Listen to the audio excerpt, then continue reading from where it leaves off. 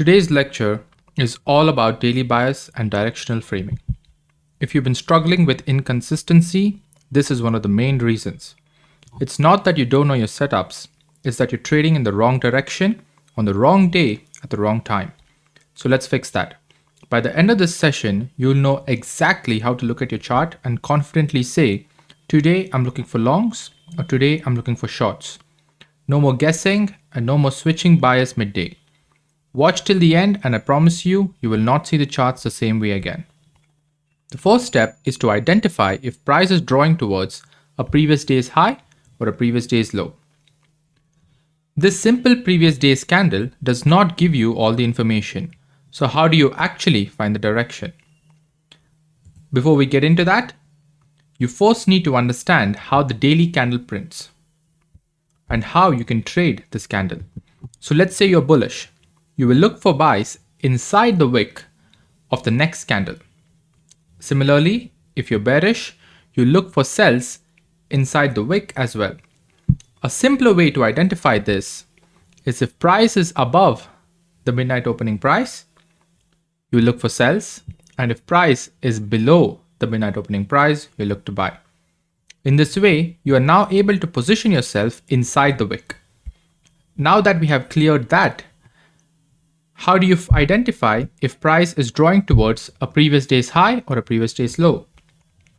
Let's get to that now. These are the three major daily candle structures I look for. Before we begin this, let me tell you that you will find at least one of these structures every week on all markets. These are all the bullish scenarios. When you can say is, if the market is in a bullish delivery, I will wait for price to trade into a discount and then buy. The first one is the easiest to spot and trade.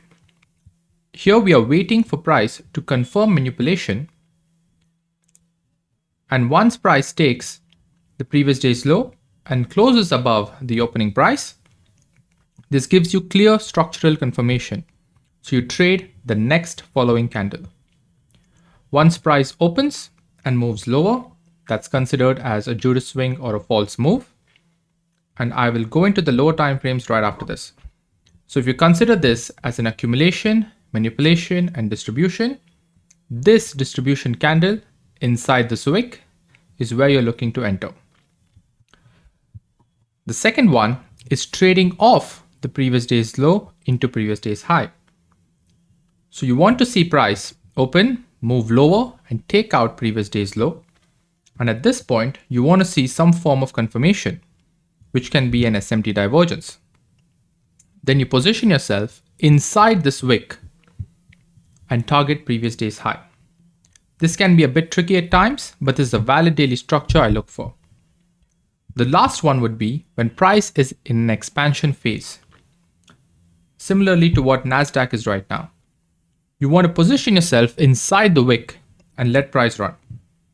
These tend to be easier if you prefer trading continuations rather than reversals. So notice how you can choose which ones you're comfortable with and stick to trading that. If you try to catch all of these, then you will end up overtrading and mixing up these structures. So now let's take a look at how it looks on the lower time frame. When you're trying to position yourself inside the wick, you can use this framework on the lower time frames. I'll show you live examples after this. If price satisfies one of the daily structures, then this is what I'm looking for on the lower time frames. If you're bullish, you're looking at the daily time frame and waiting for price to move lower, which forms this wick. On the lower time frames, you will wait for price to react off a 4-hour or a 1-hour PD array, which can be a fair value gap or an order block. Once price meets that, you must position yourself below the opening price. So how do you enter?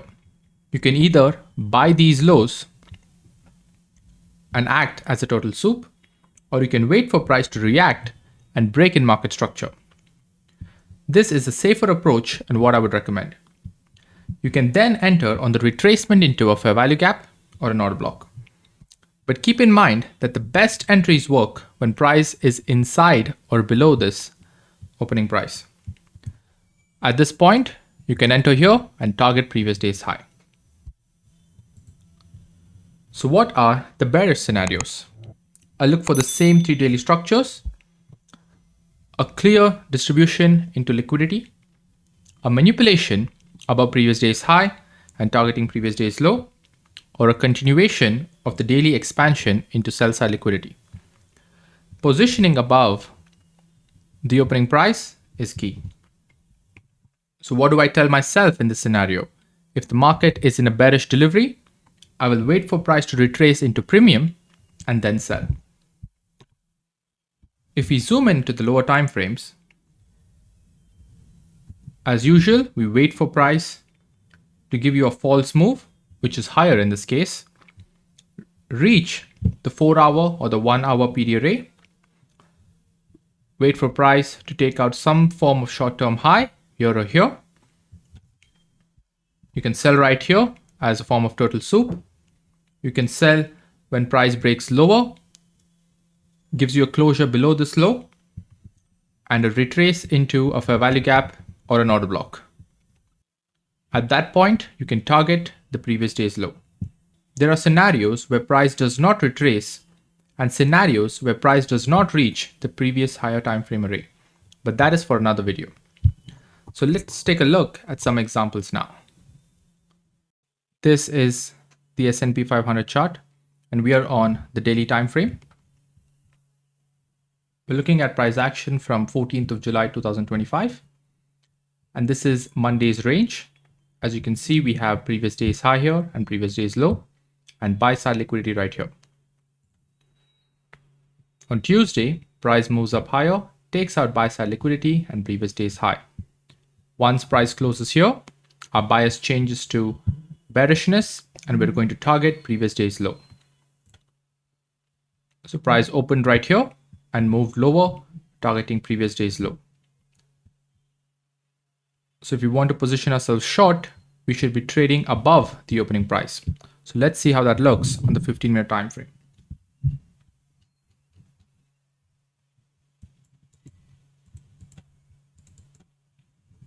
Here you see at 12 a.m. price opens and moves higher, and this is your Judas swing. Your turtle soup would be right here. Price closes below this low right here, gives us a market structure break. And once price returns to that on this candle, you can position yourself short and target lower to previous day's low. Pretty simple. So let's move back to the daily chart. Now, if you want to trade on the following day, which is Thursday, and you come back onto the daily chart, you can see we have this range now as previous day's low and previous day's high. So this would be considered a manipulation. This is accumulation. So on following day, which is Thursday, when price opens and moves lower, you want to be bullish and buy below the opening price and target previous day's high. And price reached previous day's high. You want to position yourself inside this wick. Now let's see how that looks like on the 15-minute time frame once again.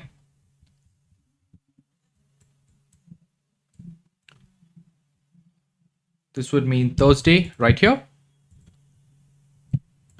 And price didn't really give us a lot of room to position ourselves. This small move lower is the Judas swing. Price moves higher, consolidates for a bit, moves lower once again in New York session, gives an expansion higher and a fair value gap here to long right here as well, and price aggressively moves higher to the objective. Most of the times, you will not see a valid Judas swing, for the reason being manipulation has occurred prior the midnight opening price. So in this example, price has taken this swing low prior to the opening price, which changes the phase of price to distribution as manipulation has already occurred.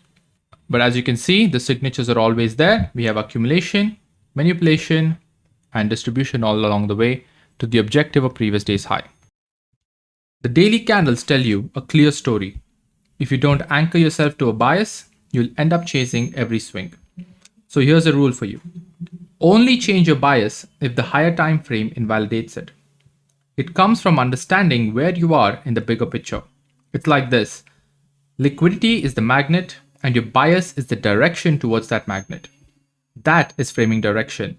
Not just knowing your bias, but knowing where you will take action and where you will do nothing. At the end of the day, check if your bias was correct. Even if you didn't take a trade, track whether your direction played out, and this builds trust in your process. If you were wrong, ask yourself, did I misread the daily structure? Did I ignore a major liquidity pool? Or did I let a lower time frame flip my bias? Journal your findings and you will see improvement over time. Stay safe and take care, and I will see you in the next one.